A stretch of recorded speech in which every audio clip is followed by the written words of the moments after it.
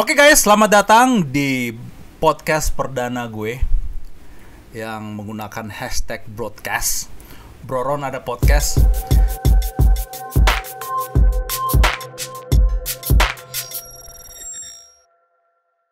Jadi sudah lama sekali nih teman-teman di Instagram meminta saya untuk vlogging kembali ya. Tapi vloggingnya dulu tuh saya awalnya tuh mulainya lewat motor saja. Saat riding, saat touring, vlogging. Tapi akhirnya ini udah setahun ini nggak pernah touring lagi, nggak pernah naik motor karena saking sibuknya kerja. Muncul ide ada podcast, ya kan? Pas muncul ide ada podcast, dapat centang biru Instagram. Mantap kan? Centang biru ya kan? Broron DM, udah centang biru. Makin tergila lagi orang-orang pengen dengar bacot gue di podcast. Jadi lahirlah sekarang pada tanggal 18 November 2020 dan khususnya juga memang di tahun COVID-19, tahun Corona. Jadi kita itu di tahun Corona ini jadinya jarang riding, jarang touring. Jadi jadilah podcast perdana ini yang bernama hashtag broadcast, Broron ada podcast. Dan topik pertama yang akan saya bahas di sini adalah mengenai kasus kasus knalpot yang 3 bulan terakhir itu banyak banget orang yang kena tilang, bahkan moge-moge juga ya, apalagi motor yang baru launching ZX25R sempat viral tuh, ketangkap tuh di Senayan ya, diangkut malah, bukan ditilang doang, diangkut motornya ya kan. Habis itu ada juga Harley yang diangkut gara-gara knalpot ya kan. Dan subjek kedua yang lagi hot topiknya itu di akhir Oktober kemarin ada kasus teman-teman dan warga di Bukit Tinggi bermasalah yang lagi touring tuh ya, teman-teman Harley Davidson dan juga teman-teman warga Bukit Tinggi yang kebetulan anggota TNI yang ada apalah ya, saling cekcok di jalan yang berakibat bermasalah dengan hukum ya. Nah, jadi karena kita dua topik hari ini yang kita bahas itu masalah hukum, saya undang teman saya. Saya tidak undang pengacara, saya undang calon pengacara. Tapi kebetulan tadi saya tanya, kamu udah punya pacar belum ya kan? Katanya belum punya pacar. Ini gimana nih? Nggak mau jadi pengacara, closing cewek aja kagak bisa, gimana mau closing hakim atau jaksa, gimana mau di closing. Tapi ya udahlah, cukup maki-makiannya hari ini karena nanti dalam cukup maki-makiannya sebelum podcast karena nanti di podcast akan banyak juga maki-makian. Benar nggak? Iya. Ya kan. Jadi coba Adek, kita biasanya panggilnya Firdaus, Fir atau Daus ya, lu biasanya panggil Daus. Coba perkenalkan diri, kamu dari universitas mana? Mudah-mudahan bukan universitas janda mana gitu ya kan. Kenalin diri dulu dah, umur segala. Oke. Selamat pagi, siang, sore. Serah. Apa yang nonton di sini? Ya. Nama gue Firdaus, biasa dipanggil Daus. Gue mahasiswa FH UI. Oh, UI. Ya. Oh, oke. Kemarin gue tanya nggak sih UI ya? Benar ya? Iya. Okay. Lu udah nanya itu. Iya. Semester 7, gue angkatan 2017. Semester 7? Ya. Kira-kira akan selesai on time nggak nih? Tahu, lagi begini. Jawabnya nggak tahu nih, kampret. Ya gue nggak bisa menjawab banyak kalau masalah itu. Iya. Dan kebetulan perencanaan gue skripsinya ngambil tentang knalpot juga, jadi begitu ada panggilan tentang ini ya gue bisa menyanggup. Skripsi mengenai knalpot? Iya. Widih, mantap nih, connect nih kayaknya. Makanya mumpung lagi ada lu manggil gua ngomongin ginian, gas. Oh, gas ya. Oke. Jadi semester 7, berarti 1 semester lagi nih. Kurang lebih. Ditambah skripsi 2 lah ya, 1,5 iya, lah ya. Satu atau 2 semester lagi. Sebenarnya sih kebanyakan itu seharusnya pertanyaannya bukan on time selesai semesternya. Seberapa lama skripsinya kan selesai? Iya, bener juga. Bener gitu. juga ya. Tapi masa di zaman Google susah cari bahan sih? Ya, zamannya Google. Ini bukan zaman ketik ya, mesin ketik tahun 80-an ya. Oke, jadi kita akan bahas mengenai knalpot nih. Jadi waktu saya mulai, kita dulu kenalannya mungkin karena di masa lahirnya KL ya, Knalpot Iya. Lovers ya, itu mungkin di tahun 2014 kalau nggak salah. Udah 6 tahun lalu ya. Masuk 15. Masuk 15 ya. Pas lahir Masuk KL-nya 15 masuk ya. di 15. KL-nya kayaknya di Februari, tapi gue udah mulai ngebacot mengenai knalpot itu di akhir 2014. Iya. Jadi simpang siur memang informasi yang masuk ke saya itu adalah bagaimana sih sebenarnya peraturan ini ya, antara peraturan lingkungan hidup, peraturan di kepolisian. Habis itu juga ini berbenturan juga dengan program pemerintah, di mana pemerintah kita saat ini Jokowi yang sangat-sangat mendukung UKM. Nah, kebetulan salah satu kota terbesar yang memproduksi knalpot itu adalah Purbalingga, dan kebetulan terkenal juga tuh sampai ke Eropa tuh Purbalingga tuh dengan segala masalah yang ada ya mengenai Purbalingga ya, mengenai dunia perknalpotan ya kan. Saya juga live di sini di Instagram saya.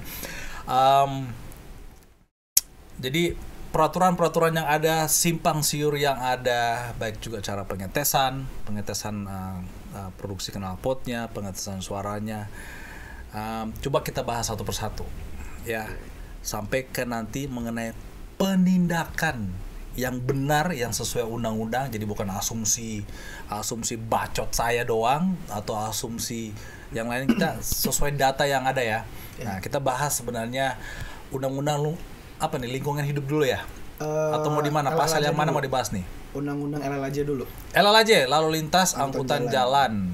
Oke. Lingkungan hidup soalnya bentuknya bukan undang-undang itu, yang masalah knalpot ini. Oke, itu bentuknya Ya, peraturan. Peraturan Menteri. Oh, peraturan menteri. Iya. Oke. Pasti yang hierarkinya lebih tinggi undang-undang ya. Nah, itu kan bukan asal bacot gue, tapi ada polisi KW, gak usah berisik di Instagram. Ada polisi ini.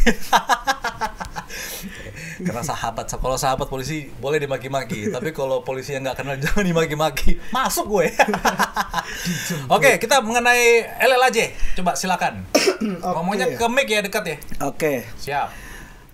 Jadi perlu kita ketahui juga tentang knalpot ini. Sebenarnya apapun yang tentang kendaraan kita berlalu lintas itu kan diatur kan di Undang-Undang Lalu Lintas Angkutan Jalan nih.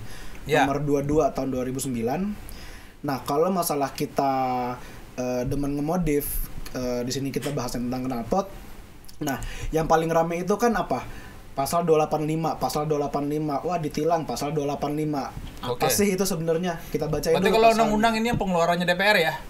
Iya. Yang dikeluarkan DPR kan? DPR disahkan sama presiden. Disahkan sama pemerintah ya. Siap. Nah, isi pasalnya apa? Setiap orang yang mengemudikan sepeda motor di jalan yang tidak memenuhi persyaratan teknis dan laik jalan, yang meliputi kaca spion, klakson, lampu utama, lampu pengukur kecepatan, knalpot, dan kedalaman alur ban, sebagaimana dimaksud dalam pasal 106 ayat 3 Jungto, pasal 48 ayat 2 dan ayat 3, dipidana dan kurungan atau denda bla bla bla. Oke, shit, gua bingung. Gua aja yang merasa diri gua pintar itu bingung, apalagi orang-orang awam yang mendengar ini pasal ini, jungto ini, apalah itu kan. Rangkupannya apa nih? Nah, artinya Bahasa kafe. Bahasa Nah, kafenya apa nih? artinya di pasal ini itu adalah membahas tentang gua punya regulasi Oke. di pasal 106 dan pasal 48 yang tadi gue bilang. Kalau lo melanggar pasal ini, maka dendanya adalah maka dipidana dengan kurungan, kalau nggak denda. Oke. Dendanya berapa? Di sini dendanya paling banyak 250.000. Wih, paling banyak ya? Ya, maksimal. Artinya kalau di lapangannya kan biasa paling cuma berapa? Cepet 60, gocap gitu-gitu. Shh, jangan bilang gitu. Itu ini maksudnya itu kan di pengadilannya. Oh, pengadilan. Iya. itu standar ininya, itu standar Ya, apa namanya? standar pengadilan. Denda di pengadilan. Ya, karena sidang tilang itu rame banget karena memang buru-buru. Ya, ngerti. Saya pernah 2 kali sidang. Yes. Nah, artinya kita harus lihat juga ke pasal 106 itu apa, dan kita lihat juga ke pasal 48 itu apa. Mari gua bacain. Siap. Nah, kalau misalkan di pasal 106 itu cuman disebutkan bahwa setiap orang yang mengemudikan kendaraan bermotor itu harus memenuhi persyaratan teknis dan laik jalan. Persyaratan teknis ya? Nah, Oke. apa tuh? Apa? Apa tuh? Itulah yang tadi dibilang di pasal 48. Spion, ban. Ya. Pasal 48 itu persyaratan teknis ada ini. Nah, persyaratan layak jalan ada ini. Oke. Nah, itu kalau masalah knalpot, persyaratan layak jalan itu ada emisi gas buang Yes. sama kebisingan suara. Yes. Nah, permasalahannya adalah satu. Polisi kan kalau di lapangan cuman bilang nggak standar. Nggak standar pabrik, Yes. ditilang. Yes. Mau mau adem apa knalpot lu ditilang. Kalau standar ditilang. Iya, mau lu motor lu standar, lu pakai knalpot standar motor lain, Ya. ditilang juga. Aha. Gua pernah ketemu kasus juga, Evius knalpot standar ditilang. Kenapa? Bingung, Karena buntungnya. karena berisik. Oh, karena berisik. Iya. Oke, jadi bilang kalau jadi polisi di lapangan ya, Uh-uh. ya, kita lebih spesifik, jangan bilang polisi secara general. Polisi di lapangan bilang, oh ini tidak standar, jadi kena tilang. Emang di undang-undang itu ada nggak pasal yang menyebutkan pokoknya kalau tidak standar, artinya kalau dimodif itu patut ditilang? Tidak, Tidak ada. nggak ada. Jadi Ya kata kuncinya adalah perlengkapan yang tadi persyaratan teknis dan naik jalan. persyaratan teknis dan layak jalan. Itu artinya adalah regulasi. Jadi di aturan itu bukan disebutkan, ini di undang-undang ini nggak pernah ada disebutkan bahwa apa yang menempel di motor itu wajib standar pabrikan atau dilarang menggunakan spare part yang tidak standar pabrikan. Standar pabrikan. Itu nggak Oke. pernah ada. Oke. Nah, yang ada hanyalah regulasi. Regulasi harus Yang ada lah mana ya. yang boleh, yang kayak gimana, dan Oke. yang kayak gimana yang nggak boleh. Kayak gitu. Oke. Berarti undang-undangnya jelas. Nah, terus pasal yang digunakan polisi pada saat penilangan itu pasal apa yang dipakai? Balik lagi tadi 285. Sorry, polisi lalu lintas. Iya. 285 Iya, itu lagi 285 Teknis. itu. Teknis dan naik jalan. yang tidak ada standar. Nah, sebenarnya penindakan itu setahu saya, pengertian saya ya, setiap penindakan itu harus ada dasar undang-undangnya dan ada analisa teknis di lapangan. Contoh, kalau kita melanggar lampu merah, analisa teknisnya adalah dilihat oleh saksi, yaitu polisi itu sendiri. Jadi dia berhak menilang, Yeah. menindaklanjuti. Nah, kalau knalpot, selain melihat polisi, wah ini tidak standar, seharusnya dia itu menggunakan apa? Dia punya otorisasi menganalisa, atau apakah butuh alat tambahan untuk melakukan penindakan? Kita bicara pasal 17 Ya. di Peraturan Pemerintah 80 2012 tentang tata cara razia nih. Tata cara razia. Nah, di sini tuh ada di ayat 1-nya, petugas pemeriksa wajib menggunakan peralatan pemeriksaan yang dapat dipindah-pindahkan. Artinya udah ngomong alat nih. Oke. Kita harus punya alat. Oke, sorry, tadi kamu bilang razia. Saya kira kita mau ngomong razia, berarti langsung spesifik ke cara penindakan knalpot ya. Oke, jadi Mas nih, jadi supaya nggak salah ngerti yang dengar tadi nih. Tadi kan saya dengarnya razia. Oke, tata cara penindakan knalpot aftermarket. Ini sebelum penindakannya dulu. Ini kan karena kan tadi lu bilang Yap. menganalisa dulu nih. Analisa, oke. Nah, jadi untuk bisa menentukan knalpot ini ngelanggar apa enggak, harus diukur dulu. Ya. Pertama kita lihat, knalpot ini nggak standar. Oke. Satu, oke. Berarti suaranya lebih kencang dari standarnya nih. Oke. Berarti artinya kita harus menyediakan alat untuk mengukur Yes. apakah knalpot ini suaranya melebihi Peraturan yang ada. regulasinya. Ya. Setelah suara harusnya diukur lagi emisi gas buangnya. Yes. Pertanyaannya, di lapangan sekarang banyakan mana? Geber-geber doang, bilang ini berisik, apa ngebahas ini emisinya lolos nggak? Jadi kan cuma Setahu saya kalau emisi gas buang itu bukan di ranahnya polisi deh. Polisi lalu lintas deh. maksudnya jadi tetap kalau melakukan udah untuk knalpot yang ini kan harus ada pengukuran. Nah, Yeah. jadi pas lagi melihat ini sesuai regulasi apa enggak, Yeah. itu harus ada pengukurannya. Walaupun itu terlepas dari itu kerjaannya dishub atau polisi rompi hijaunya ya. Ya. Nah, jadi di sini tuh tetap harus ada pengukuran. Oke. Begitu memang sudah oke ini melanggar, dicek desibelnya itu udah di atas 83, oke, silahkan diurus surat tilangnya. Surat tilang. Jadi sekedar informasi teman-teman, peraturan mengenai desibelnya itu tingkat volume suaranya itu adalah 125 cc ke bawah itu 80 maksimum. 7 atau berapa? cc-nya itu dia 77 sampai 125 ya? Sampai 175. Sama 175 ke atas. 176 ke atas. Nah, 175 itu berapa? Maksimum 80 ya? Maksimum 80. 80 habis itu di atas itu 83. 83 desibel. Ya, jadi itu yang berlaku 2013 ke sini. Ya, jadi baik itu kalau 175 bilanglah Kawasaki sekarang itu 175 ya. Iya. Nah, itu beda lah. Bilanglah KLX 250 ya kan, atau D-Tracker 250 sama Harley itu suara knalpotnya seharusnya sama. Memang benar itu bisa sama. Tapi kadang beda juga, kayak Ducati sama Harley itu bukan knalpotnya doang yang berisik. Suara mesin juga berisik. Nah, tapi kan suara mesin itu tidak ada tolak ukurnya mengenai peraturannya, undang-undang itu nggak ada. Yang ada itu suara knalpotnya. Ya kan. Sulit orang untuk percaya, tapi yang mengerti mesin itu ngerti apa yang gue bilang barusan. Karena suara pembuangan itu yang diredam. Kalau suara mesin, sekeras-kerasnya suara mesin itu ada batasnya lah.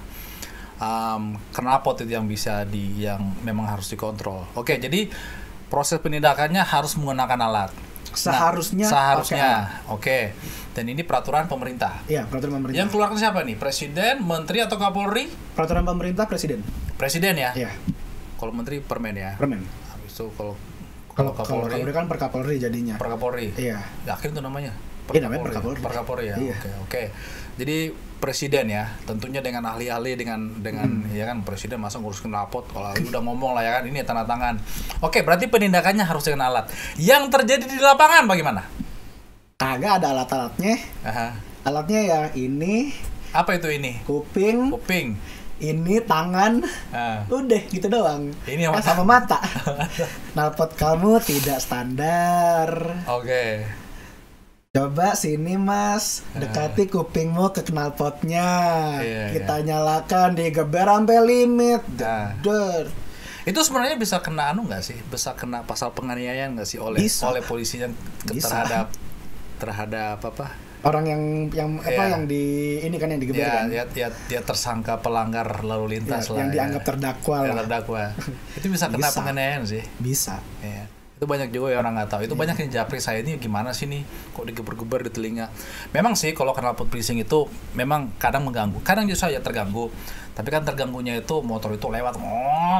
Tapi kalau digeber-geber depan rumah ya udah, lu lempar batu aja, silakan aja. Kalau bisa lu borat-boratin aja langsung. Wey, jangan ngeberisik sini ya. Kalau dijawabnya, sorry om lagi nyetel karburator. Oke, gimana ya, malah ikut ngerobe ya, gimana gara nyetel kan.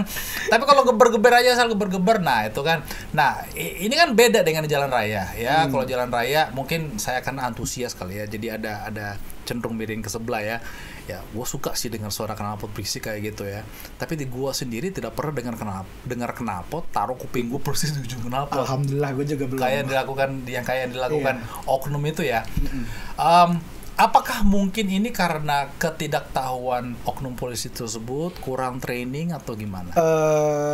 Ini susah sih kalau ini ngomong, karena kan kita kalau di sini cuma bisa berasumsi doang. Kemungkinan paling dekat itu apa? Apakah emang mereka? Kalau gue biasanya bilang mereka yang menegakkan hukum tapi yang tidak mengerti hukumnya itu sendiri. Kalau gue nyebutnya itu. Apakah karena emang mereka kurang training? Apakah karena emang beneran mereka nggak ngerti sama aturan yang mereka sendiri? Apakah emang mereka merasa, oh, gue ada jabatan nih, gue punya dikasih wewenang nih, tapi pas lagi di lapangan dia melampaui batas. Apakah yang mana yang benar gue nggak tahu. Kalau ini kita cuma bisa asumsinya doang, mana yang paling mendekati. Kalau saya sih, itu kan tadi saya bertanya, malah saya pengen menjawab. Kalau saya sih antara asumsi dan mungkin pengalaman saya sebagai pengusaha ya. Jadi polisi itu sama juga kayak bekerja.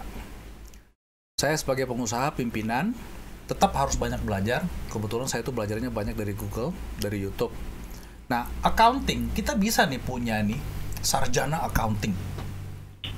Ya. Tapi sarjana accounting itu harus tetap juga perlu banyak belajar. Baik itu mengikuti perintah atasan, baik itu mungkin peraturan pajak, untuk pelaporan pembukuan yang benar, PPN, PPH, segala, SPT ya kan, surat pajak tahunan, laporan tahunan, itu semua harus dia tahu dan dia harus pelajari, dan tiap tahun undang-undang pajak bisa berubah. Sama juga dengan polisi, dia tuh pekerjaan dia adalah polisi. Makanya kan ada polisi bidang lalu lintas, bidang kriminal khusus, korupsi, mengenai pembunuhan, itu kan beda-beda bidangnya. Jadi menurut saya ya, ini menurut dan fakta dari pengalaman sebagai salah satu pimpinan perusahaan, kalau polisinya kurang training, bisa-bisa juga cara bekerjanya, hasil bekerjanya tidak bisa sesuai SOP atau kurang memuaskan. Iya. Nah, kalau pengacara nih, saya rasa ini waktu bahkan guru dosen kalian sendiri, pasti kan ada tuh mungkin training-training, seminar-seminar ya. Kita sering dengar kata seminar kan. Iya. Padahal seminar ini, yang mengikuti seminar ini bukan mahasiswa. Biasanya yang sudah ahli-ahli di bidangnya untuk memperbaharui ilmu-ilmu, untuk makin mengenal apa yang mereka bidangi. Nah, kalau polisi, sekian banyaknya undang-undang, sekelas pengacara aja, yang sebenarnya level pengetahuan hukumnya itu harus sama sama polisi. Barang nggak kalau saya ngomong kayak gitu? Level pengetahuan hukum Minimal sama kan. Level pengacaranya kan mesti pakai asisten. Itu namanya paralegal kan. Iya. Iya kan. Paralegal itu mirip-mirip sudah tahu semua undang-undang, tapi lu bukan pengacara.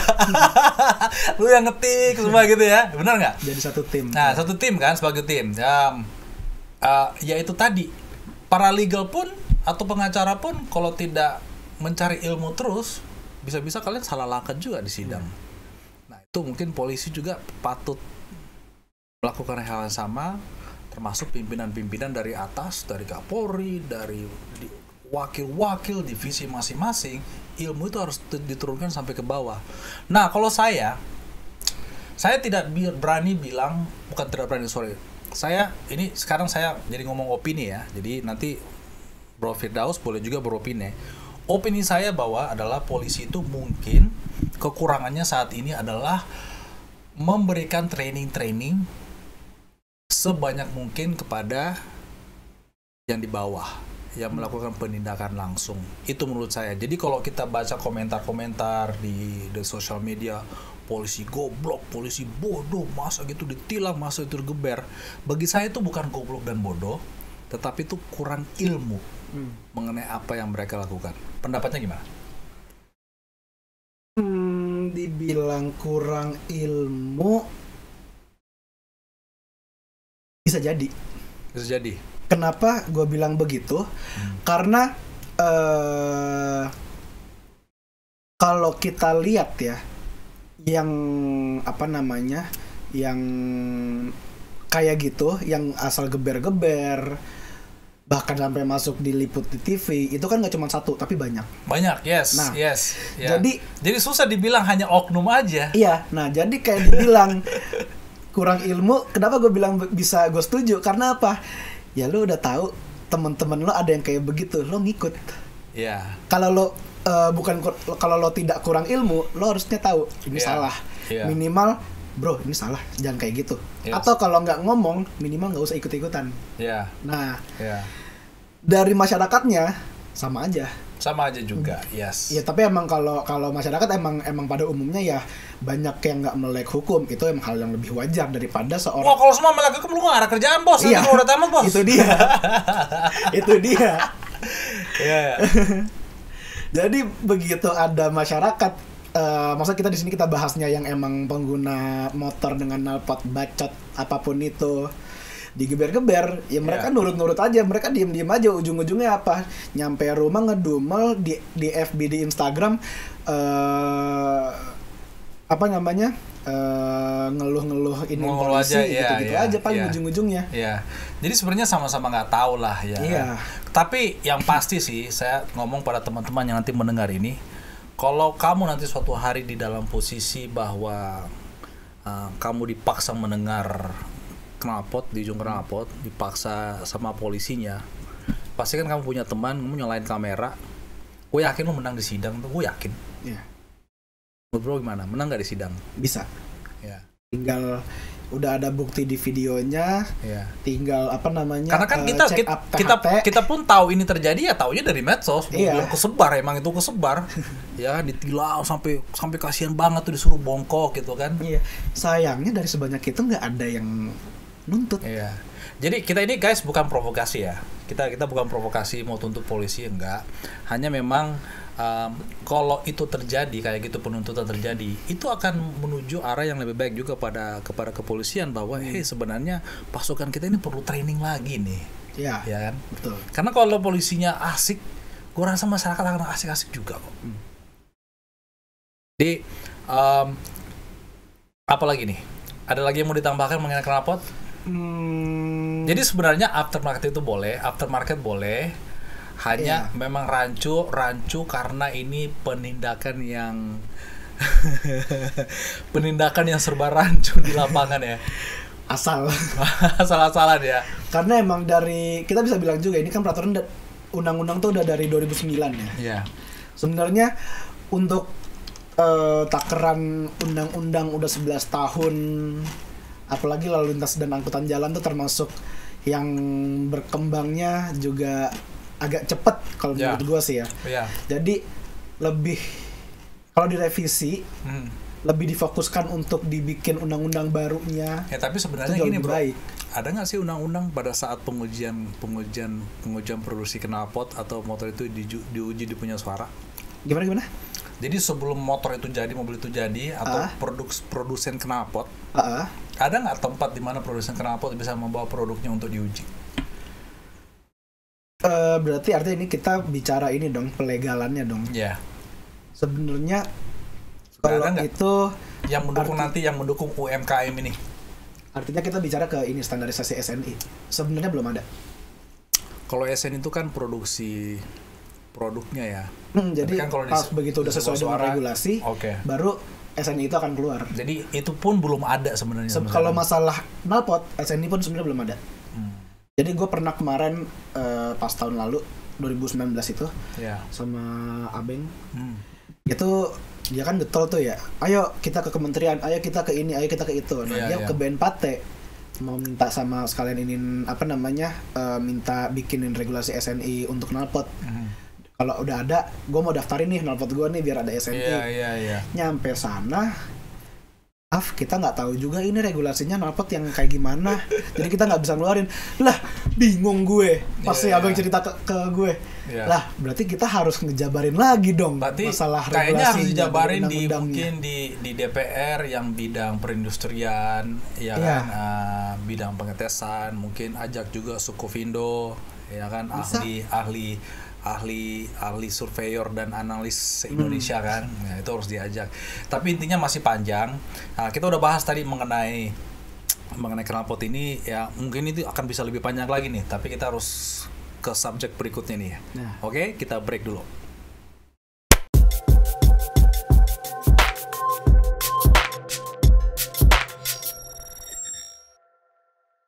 Oke, kita lanjut di sesi kedua podcast hari ini. Welcome back to Broadcast. Broron ada podcast. Dan kali ini kita akan membahas berikutnya mengenai kasus Bukit Tinggi. Gue udah pernah nih touring ke Bukit Tinggi nih. Asik coy. Aspalnya memang memancing kearoganan. Aspalnya Bukit Tinggi luar biasa. Gue udah pernah kesana ke Bengkulu, Bukit Tinggi, touring. Gue udah pernah touring mobil, pakai mobil Padang lah ya. Touring motor udah pernah, touring mobil udah pernah sampai ke Kelok 8. Wih, itu memang aspalnya memang susah kita menjadi disiplin. Pengennya arogan 24 jam ya kan ya. Gue biasanya pakai istilah cuan 24 jam. Kalau melihat aspalnya Padang sama Bukit Tinggi itu arogan 24 jam jadinya kan. Jadi kasus teman-teman bikers di sana yang lagi touring kebetulan dari Bandung, tidak usah kita ungkit nama klub, udah cukup lah exposure-nya di sosial media ya kan.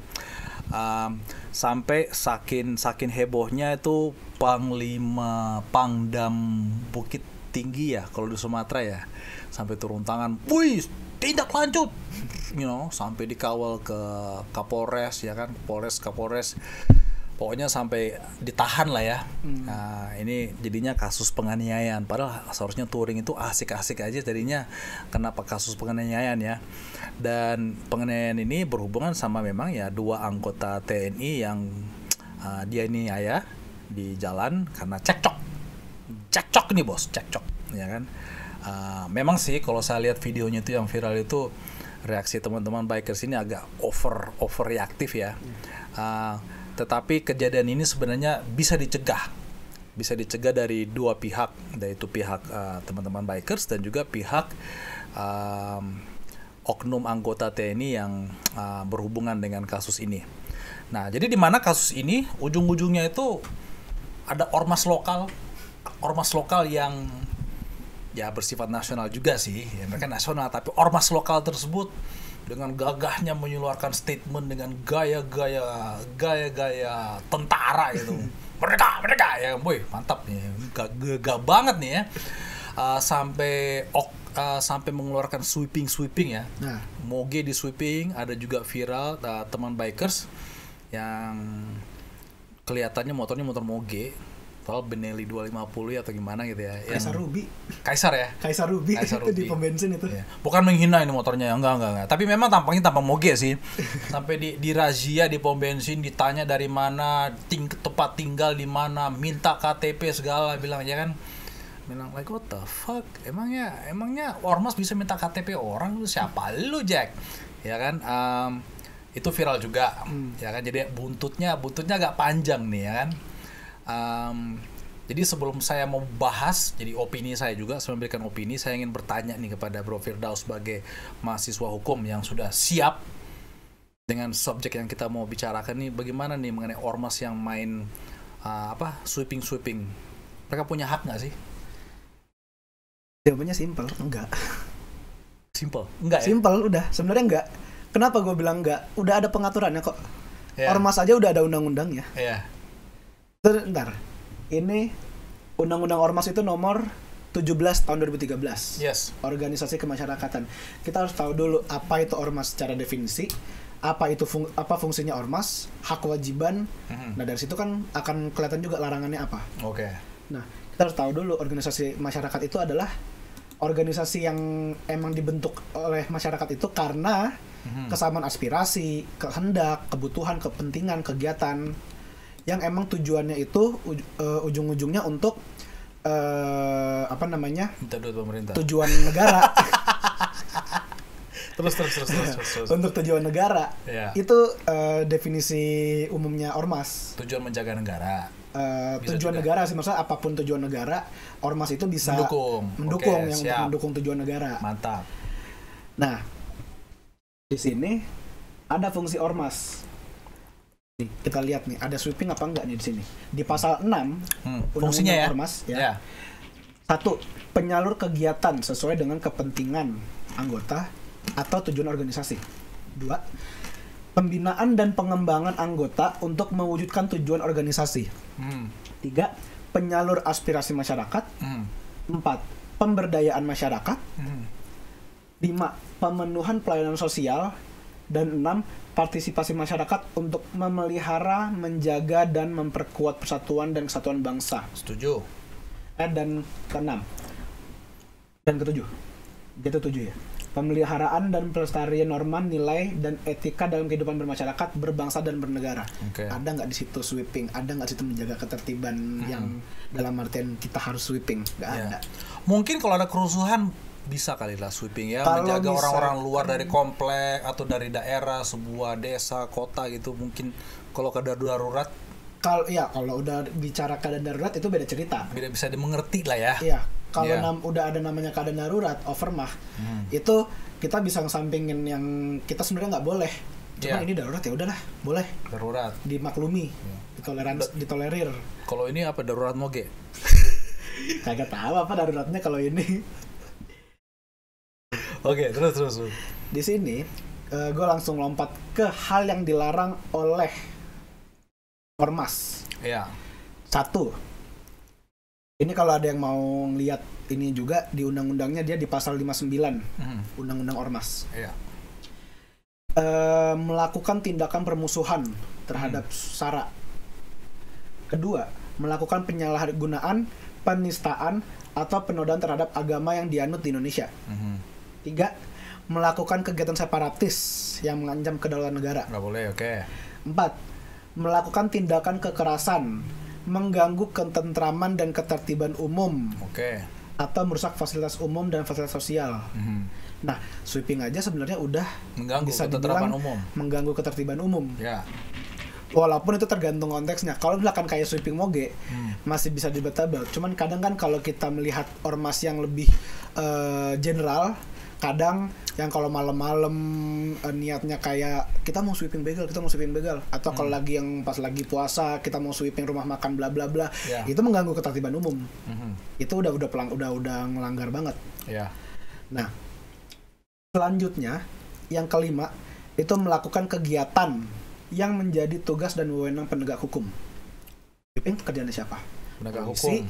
kalau nggak Satpol PP, bener-bener TNI paling. Oke. Nah, kan ormas itu kan bukan penegak hukum. Bukan.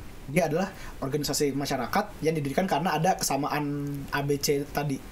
Nah, kalau misalkan dia tiba-tiba ucuk-ucuk datang, gue mau jadi ini, gue mau ganti Satpol PP, mau sweeping, lalu sape nggak boleh.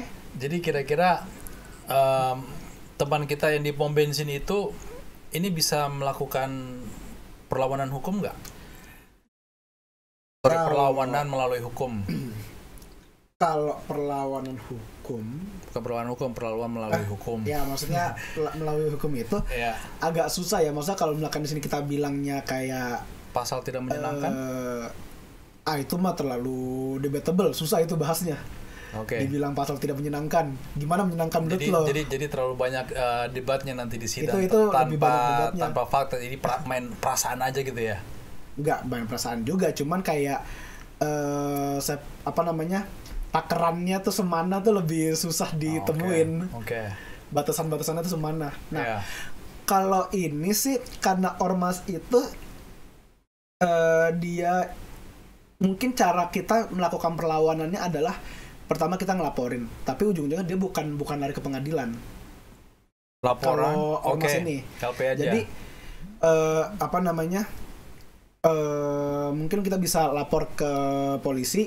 Kalau untuk masalah perorangannya, ujung-ujungnya kan nggak akan langsung diproses, biasanya kayak dimediasiin dulu. Ya udah nih, lo maunya gimana, udah pulang, damai aja.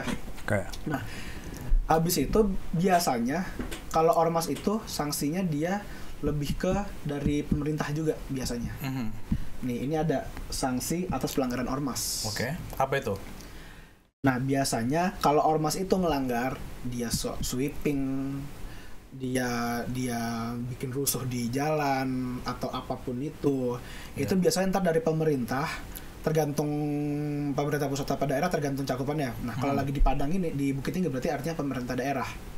Nah, dia itu kayak ada persuasif dulu, diomongin diomongin dulu. Kalau misal di warning, kalau misalkan begini, lo gue kasih SP. Okay. Itu udah masuk yang ada di sanksi administratif yang ada di di undang-undang, berupa 1 peringatan tertulis SP. Yeah. Kedua, penghentian bantuan dana atau hibah. Hibah, yes, kita betul. udah kasih lo SP, lo masih begajulan, masih bandel, dah cari duit sendiri. Biasanya ormas itu dapat dana memang dari pemerintah. Nah, masih bandel juga, lo udah gua cut, lo akhirnya cari duit sendiri, tapi lo masih berulah. Lo gua bekuin sementara, lo nggak boleh ngapa-ngapain. Ya, tapi kan hal-hal seperti gitu kan itu bertele-tele dan butuh banyak negosiasi dan bisa dinegosiasikan. Jadi hal-hal yang tidak bisa langsung ditindak oleh yang bisa dirasakan oleh rakyat yang dirugikan itu sendiri. Kalau gua ngeliatnya gini, dari kalau yang persuasif atau peringatan tertulis pertama SP itu mungkin bisa dibilang agak panjang. Yeah. Nah, cuma kalau udah kayak udah mulai penghentian bantuan dana, udah mulai dibekuin sampai yang langsung keder mereka tuh. Nah, itu kan langsung keder kan. Nah, Iya. dari situ artinya apa? Mereka juga akan menjaga, ya udah berarti gue jangan sampai kayak gini lagi. Nah, cuannya bisa hilang tuh mereka tuh. Nah, secara internal, lu jangan macem-macem. Lu berulah, kita semua yang kena. Lu yang habis sama kita ntar. Kan bisa kayak gitu. Itu Betul. ntar urusan internal mereka. Jadi sekarang saya mau bahas mengenai kronologinya kejadian itu. Karena juga kita patut bahas kronologi what really happened. Kenapa bisa sampai gini. Jadi saya tadi cari kronologinya mana yang lengkap nih yang dapat. Nah, kemarin-kemarin saya baca di medsos, di Kompas, Detik itu banyak yang udah. Tapi saya ambil kali ini dari tribunenews.com yang terbit di 8 November. Jadi sekitar 10 hari lalu, kronologi lengkap kasus pengendara moge aniaya 2 anggota TNI di Bukit Tinggi. Nah, menurut saya, ini opini saya, ini benar-benar di overblown. Ini over di blown karena ini membawa-bawa nama TNI. Menurut saya itu over semuanya, over. Bukan berarti saya tidak peduli sama TNI. Oh, saya peduli sama TNI. Saya punya saudara kandung bekas udah pensiun mayor. Saya keluarga TNI saya ada. Tetapi ini overblown dan kita akan bahas sekitar 10 menit ke depan. Saya mulai dulu nih, berkas kasus penganiayaan pengendara moge terhadap 2 anggota TNI sudah diserahkan kejaksaan. Oke, jadi ini per 8 November. Jadi kita baca nih kronologinya nih. Jadi ini polisi pun secara resmi sudah memaparkan perkara dengan penganiayaan terhadap 2 anggota TNI di Polres Bukit Tinggi. Jadi ini bagaimana kronologi peristiwa yang menghebohkan warga Bukit Tinggi ini terjadi 32 Oktober. Berarti sekitar ya 19-20 hari lalu, tanggal 16.40. Jadi sore-sore ya di kota Bukit Tinggi. Kejadian itu jadi Kapolres mengatakan kejadian berawal saat rombongan motor gede dari nama klub terpisah dengan rombongan ini. Jadi sebenarnya itu yang permasalahan itu adalah satu klub tapi berpisah. Jadi terpisah ada satu grup kecil ketinggalan di belakang ya. Jadi satu udah lewat. Saat sekitar pukul 16.40 korban Serda Mistari bersama Serda Yusuf berboncengan menggunakan motor Honda Beat melintas di Jalan Hamka. Ini jalan yang sama. Dari kejauhan suara terdengar sirene mobil Patwal Polres Bukit Tinggi dan memang kita harus akui dan kita tahu semua bahwa klub ini dikawal oleh Patwal Polres Bukit Tinggi. Mendengar suara sirene tersebut, Serda Yusuf meminggirkan kendaraan untuk memberikan jalan kepada Patwal Polres Bukit Tinggi dan diiringi rombongan moge. Oke, jadi didengar pengawal, oke, mantap, terima kasih. Saya lanjut nih halaman kedua nih. Setelah habis rombongan, Serda Yusuf melanjutkan perjalanan menuju Makodim. Normatif ya. Namun datang dari belakang rombongan Harley Davidson yang terpisah dari rombongan dan menggeber motornya hingga membuat Serda Yusuf terkejut dan hampir jatuh.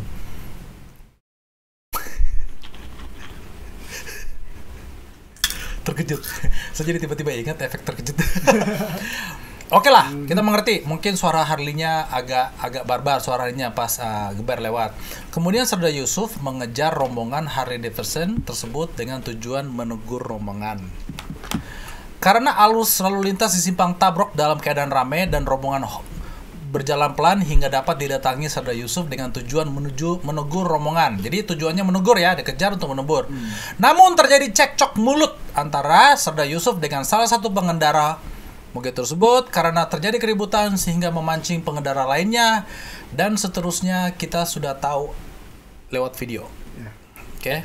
Jadi sebelum video itu beredar, terekam sudah ada cekcok. Ini kronologi resmi yang dikeluarkan yang tadi di awal artikel ini oleh Kapolres langsung. Oke. Pertanyaan saya supaya Bro Firdaus, dan ini kita nggak ada setting nih. Saya mau siapkan pertanyaan nih. Sampai minum air putih dulu ya. Pertanyaan saya nih, Bro Firdaus. Berat nih kayaknya. Berat. Ente coba ngomong sebagai pengendara bikers biasa dan kebetulan kamu itu anak motor ya. Nggak punya moge. Motornya apa, Bro? Moge R15. Oh, R15, siap. Moge itu R6 bore down. Ya. Oke, atau R1 bore down. Nah. R15. Seberapa sering dilewati oleh motor Harley? Sering sih, ya. Yang disalip sama motor Kalau Harley gitu. paling kalau minggu pagi doang. Minggu pagi San Mori ya, Iya. San Mori ya. Kalau hari-hari biasa ya jarang. Berisik kali ya, mengejutkan Ya. gitu kalau dilewatin ya. Memang kita terkejut. Saya juga memang beberapa di mobil pun saya kadang memang terkejut gitu ya, terkejut. Nah, kira-kira Bro Firdaus pernah nggak menegur Bro kalau dikagetin sama motor Harley dilewatin? Pernah nggak mengejar dan menegur? Enggak sih. Enggak ya? Pertama, kadang keder juga kan kalau misalkan Harley biasanya Keder. ini. Bahkan kesel. Gue memang beberapa kali kesel kok. Kalau gue samperin, ini ada becengnya nggak nih? Ada becengnya atau Tiba-tiba gimana? gue didor kan nggak lucu. Oke, jadi gue pengen tanya nih. Oke. Kira-kira dua teman kita ini kalau bukan TNI, kalau bukan anggota TNI, kira-kira berani nggak nyamperin? Ya tergantung mental orangnya aja. Kan kadang kan ada juga yang mentalnya kayak TNI itu. Nah. Aduh, dia mau pakai Harley mau enggak, gue samperin. Nyamperin, siap. Sorry, lo salah. Gue kasih tau lo salah. Siap. Ada juga yang, aduh mampus nih. Kalau misalkan gue samperin, ntar gue digebukin gak nih?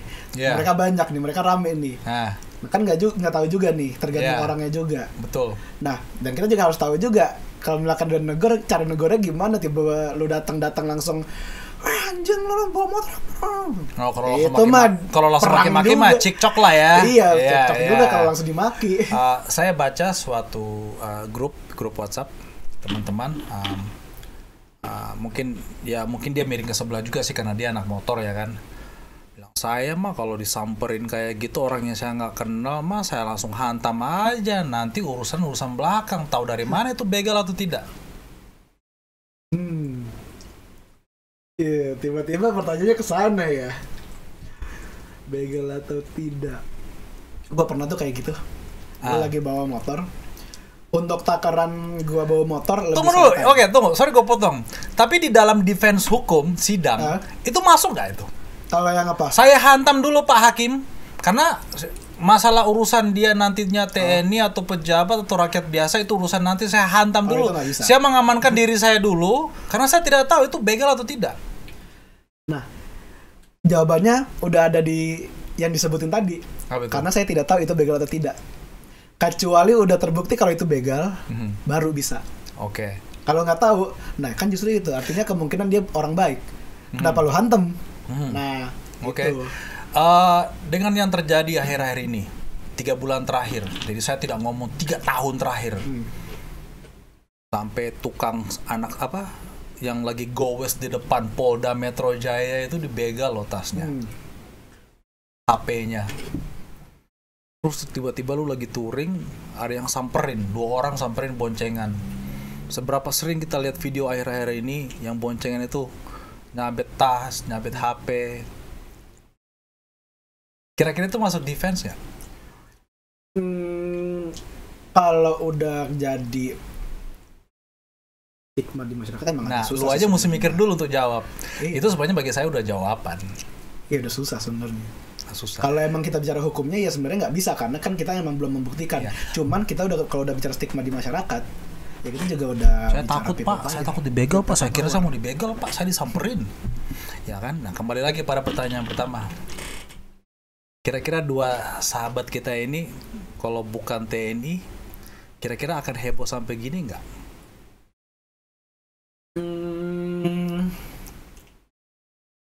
Heboh tetap heboh.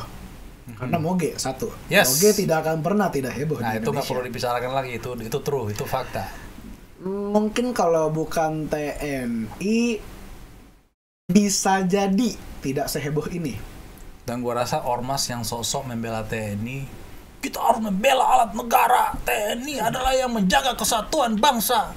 Kira-kira mereka tidak akan sok turun tangan kali ya? Ada kemungkinan. Tidak turun tangan. Ya. Tapi bisa jadi ada kemungkinan kami membela masyarakat kami melindungi masyarakat kami, kan bisa jadi kesana. Oh iya deh, ya kalau itu oke lah. Itu ya debatable. Jadi opini saya, oke, kembali kepada opini. Jadi saya bukan hanya sekedar interviewer, tapi ya kan opini. Karena Bro Ron itu pasti beropini. Kalau membaca kronologinya, apakah ini bisa dicegah? Yes. bisa dicegah dari pihak klub moge, bisa dicegah dari pihak rakyat atau masyarakat itu sendiri. Dan kebetulan waktu itu yang bercekcok itu adalah anggota TNI. Sebenarnya teman-teman, mereka ini dikawal sebenarnya untuk mencegah hal-hal seperti ini. Ya. Ya. Sebenarnya iya. Dan supaya masyarakat tahu yang mendengar podcast saya nanti ke depannya ini, setiap masyarakat berhak untuk diminta dikawal. Jadi kalau ada ngomongan mentang-mentang moge, lu dikawal polisi. Sorry bos. Lu kalau kondangan lu minta dikawal juga kok. Emang apa kepentingan kondangan mesti dikawal polisi? Kalau bisa tanya bersama ya. Tapi anyway, kepentingan kawal itu bisa satu subjek yang membahas nanti lain lagi. Tapi yang pasti ini ke pengawalan resmi, sebenarnya untuk mencegah hal-hal seperti ini. Dan kalau terjadi kesalahpahaman, memang juga banyak kekurangan dari teman-teman klub moge itu, saya akui, yang mengenai ngeblar, ya kan. Tapi sebenarnya ada alasan kenapa ngeblar. Ngeblar halus atau ngeblar kasar itu tergantung persepsi yang mendengar aja sih sebenarnya. Alasannya sebenarnya untuk safety. Tahu nggak sisi safety-nya di mana? Awareness. Motor gue lebar nih, motor gue besar, moge besar. Gue geber sedikit supaya lu tahu gue ada di belakang lu atau di samping lu. Bukan untuk suruh lu meminggir, sebenarnya untuk kasih tahu. Memang sih refleks kita jadi meminggir ya. Tapi kenapa? Karena itu butuh ruangan yang lebih besar, ya kan? Itulah tidak seperti mobil. Kalau lu tabrak mobil, lu yang jatuh. Tapi kalau mocul nabrak moge, dua-duanya jatuh. Gitu loh, yang namanya di roda dua kan. Jadi itu salah satu alasan teknis. Mungkin susah dipahami karena kita tidak akan balas lebih dalam, itu mungkin di subjek nanti kita ngomong mengenai pengawalan lah ya. Gue panggil polisi lah sini ya. Kalau mereka lewat, lu kesel atau gimana ya biarin aja lewat. Ngapain samperin? Ngerti nggak maksud gue? Ya. Kalau saya melihat sih umurnya anggota teman-teman kita ini TNI, kayaknya masih muda sih. Karena pangkatnya apa ya? Serda ya. Umur berapa tuh? Gue nggak tahu malah. Masih muda lah. Beberapa teman-teman di klub motor memang mereka masih muda. Ya mungkin ya kayaknya sih masih kepala 2 ya. Ya, Serda. Serda itu masih pangkat. Biasanya kayak baru berapa tahun. Iya, masih muda lah ya kan. Ya mungkin belum bisa mengontrol emosinya. Sama juga teman-teman kita anak motor yang tidak bisa mengontrol emosinya. Cekcoknya masih main tenang kepala ya. Padahal sebenarnya dia pas melakukan penganiayaan itu sudah tahu saya TNI. Karena dengar kan, gua gak peduli lu TNI ya kan, atau gimana cekcok kan. Jadi kalau lawan kita sudah mengidentifikasi dirinya, ya udah kalian selesaikan aja masalahnya. Cekcoknya mengenai apa sih? Lu diblar, ya udah minta maaf. Ya kan? Seharusnya teman-teman Harley ini minta maaf aja ya. Yeah. Ya mendengar keluhannya, apalagi sudah mengidentifikasi diri gitu loh. Tetapi semua ini tidak akan terjadi kalau tidak disamperin. Itu menurut saya. Ya. Cuma kalau itu kan kayak adalah alasannya kenapa gue harus nyamperin dia. Kalau saya sih melihatnya karena membaca kronologi ya, ini analisa opini saya, itu karena ego aja. Ya kesel.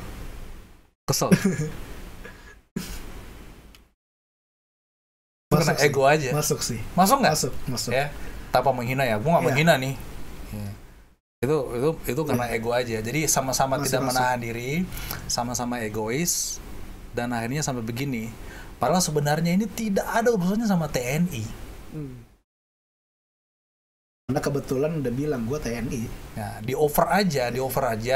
Jadi karena ini bacanya itu reaksi-reaksi orang yang menulis-nulis di medsos, seolah-olah bikers moge itu melawan TNI, dan itu yang disuarakan diarahkan oleh oknum ormas tersebut.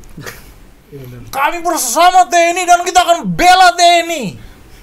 Yang musuhin TNI siapa, Jack? Anjing. Emang ada yang musuh sengaja? Gue pengen gebukin TNI, anggota TNI. Nggak ada.